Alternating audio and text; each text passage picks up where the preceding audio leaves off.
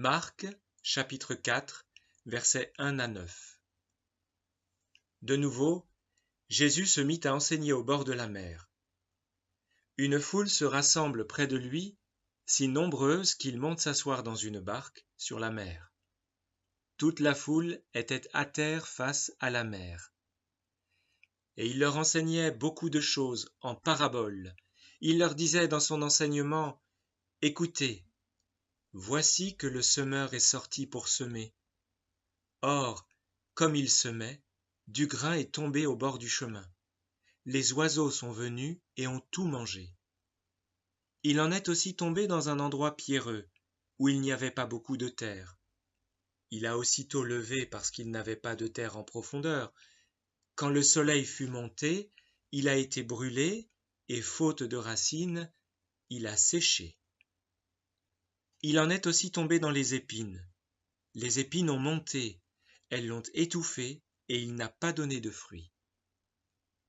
D'autres grains sont tombés dans la bonne terre, et montant et se développant, ils donnaient du fruit, et ils ont rapporté 30 pour un, 60 pour un, 100 pour un.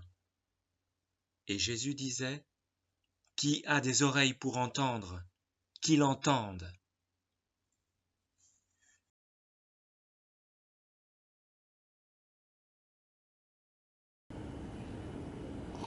C'est l'histoire d'un semeur.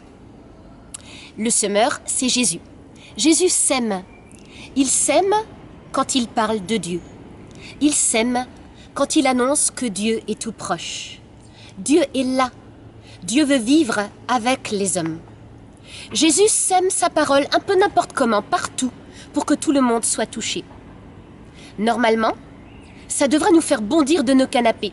Ça devrait produire son petit effet, parce que ce n'est pas juste une info, c'est une bonne nouvelle. C'est comme avoir son bac, c'est comme avoir réussi sa première année. Quand on vous dit « tu as réussi », vous ne répondez pas « ah d'accord, merci pour l'info », vous criez « yes ». Ou quand celui que vous aimez vous dit « je t'aime », vous ne répondez pas « ah d'accord, c'est noté », mais votre cœur bondit en vous, parce que votre avenir en dépend, parce que cette bonne nouvelle vous change la vie. Quand Jésus nous dit « Dieu est là, il veut vivre avec toi », ça devrait faire le même effet. Ça devrait faire plus d'effet encore. Ça devrait nous bouleverser la vie pour toujours. Mais la parabole du semeur raconte que ce n'est pas si simple. Il y a ceux chez qui ça rentre par une oreille et ça sort par l'autre. Dieu ne les touche pas, ils n'en ont rien à faire. Il y a ceux qui aiment bien prier de temps en temps parce que ça fait du bien. Mais ils ne sont pas prêts à changer de vie pour ça. Dieu est à la surface de leur cœur, il n'entre pas en profondeur. Il y a ceux qui disent tout le temps à Dieu « plus tard, plus tard ». Pour le moment, j'ai mes études à faire, je veux d'abord trouver un compagnon, je veux d'abord faire une carrière, et même, je veux d'abord transformer l'Église. Je reviendrai vers Dieu quand je prendrai ma retraite. Il sera toujours temps de changer de vie. Et puis il y a ceux que la parole de Jésus transperce, ceux qu'elle traverse jusqu'au fond du cœur. Ceux-là s'efforcent de ne pas mettre de barrière entre eux et Dieu.